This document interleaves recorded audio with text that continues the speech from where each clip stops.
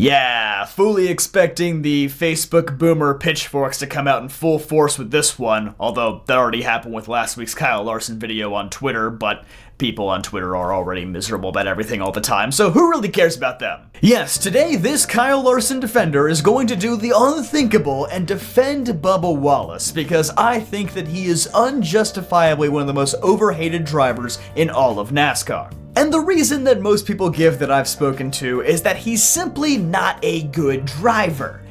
They don't usually go with the other thing they're thinking. And if that is your reason, then let me ask you, do you hate Ty Dillon this much as well, or...? So in this video, I'm going to break down why I think Bubba Wallace is a much better driver than most people give him credit for, and why a lot of the hate is overblown. For starters, let me say this much, I don't think Bubba is a future champion. He's not the same level of driver as a Kyle Larson or Tyler Reddick or Christopher Bell. There's a reason why the 45 car won the regular season championship and Bubba missed the playoffs. Tyler Reddick is just that good. I don't think everyone realizes that just yet, but I think Tyler Reddick is one of the most skilled drivers in the entire garage, and I think most drivers would pale in comparison to him. It's the same way that I don't think Alex Bowman is a bad driver. He just catches way more flack than most people do because he's on a team with 2 champions and 1 very likely future champion. Does that make Bowman bad? No. It just makes it harder for him to leave his mark.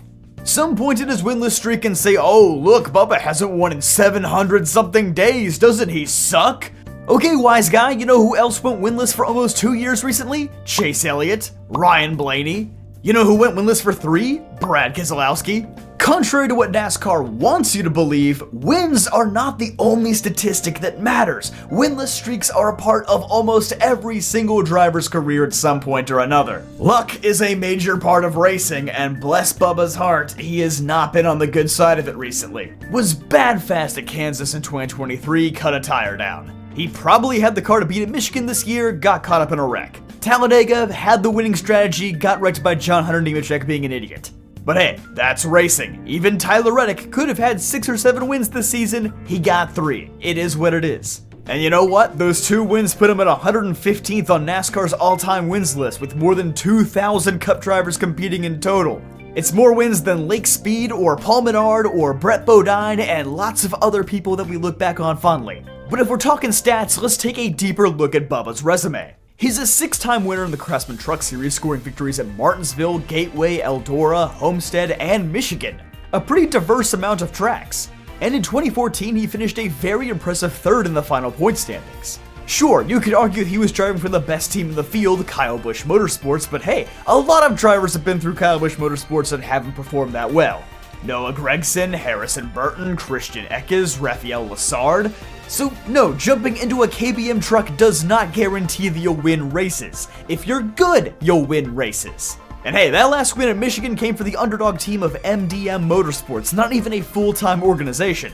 So hey man, let's just be honest with ourselves, those are pretty good numbers.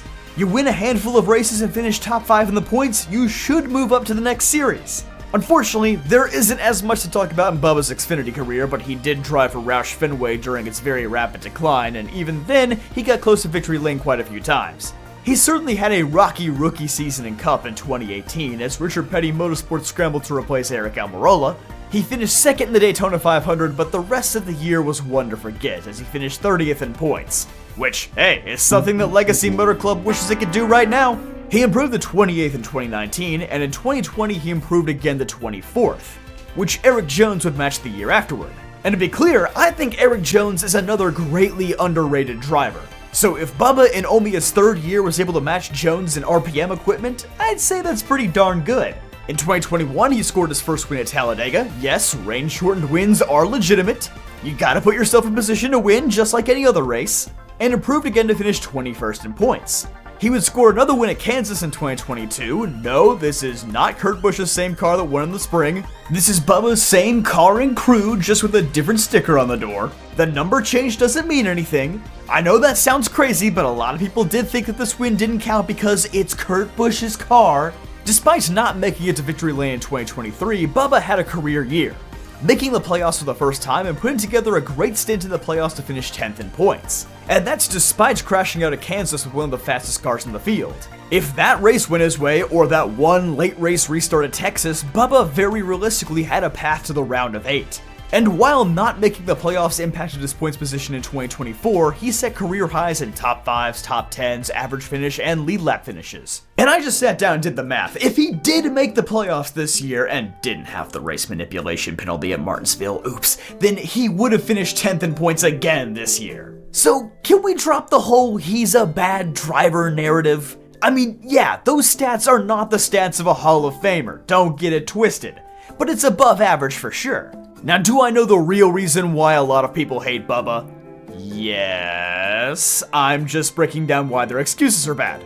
Now, I'm not going to say that everyone who hates Bubba Wallace hates him for racial issues, because that's a narrow-minded view of the world. Just like any other driver out there are legitimate reasons why people may dislike Bubba Wallace. If you're an Alex Bowman fan, you probably didn't appreciate this moment very much. If you're a Kyle Larson fan, you probably didn't like him doing this at Las Vegas. If you're me and you like both Larson and Bubba, then you probably just had a really bad day. Bubba is a fiery driver. He wears his heart on his sleeve. Some people don't like him for that. They say he's a crybaby or a whiner, but hey, like I said in the Larson video, I like drivers that are a bit more blunt and honest. I don't like seeing Bubba beat himself up in post-race interviews all the time, but it gives me the impression that he cares about his job. He knows he can do better. When Matt DiBenedetto was all self-loathing after losing a race, people loved seeing that emotion. Half the drivers in the field really don't seem to care about where they finish on a weekly basis. They all look dead inside and just want to go home.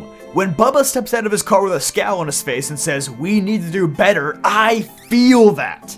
I understand the right hook on Larson while driving the number of his injured teammate at the time was a bad look. I'm not disagreeing with that. If you don't like him for some of his anger issues, then hey, that's a lot more valid than saying he's a bad driver and a diversity hire. Also, can we leave all the 2020 stuff in the past? It's ironic to me that people say that Bubba needs to get over that stuff when he hasn't talked about it since then. Like, it sounds like you're not over it?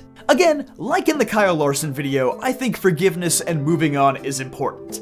If you're gonna forgive Kyle Larson for what he did, then you should definitely forgive Bubba Wallace.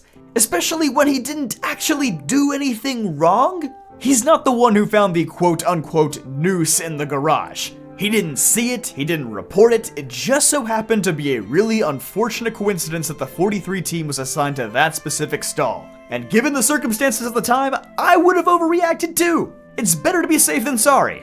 Then you got the Black Lives Matter car that people didn't like, which was actually Richard Petty's idea since they hadn't sold sponsorship for that race yet. Like, if people actually bothered to do research, they would realize how little Bubba was actually involved in most of this stuff. I just think it's absurd how much hate Bubba Wallace gets for an incident that happened 4 years ago and something that he really didn't ask for. So personally, I'm rooting for Bubba. I hope he continues to improve because he's a personality that we need. He gets big brands in the sport, he reaches new fans, he tells things like it is. Why is that a bad thing? Isn't that what we've all been asking for the last decade? Before I go, be sure to enter our newest daily Downforce giveaway. By scanning the QR code on your screen right now, you'll have a chance to win some RC cars, an Out of the Groove hoodie, and a subscription to NASCAR pole position.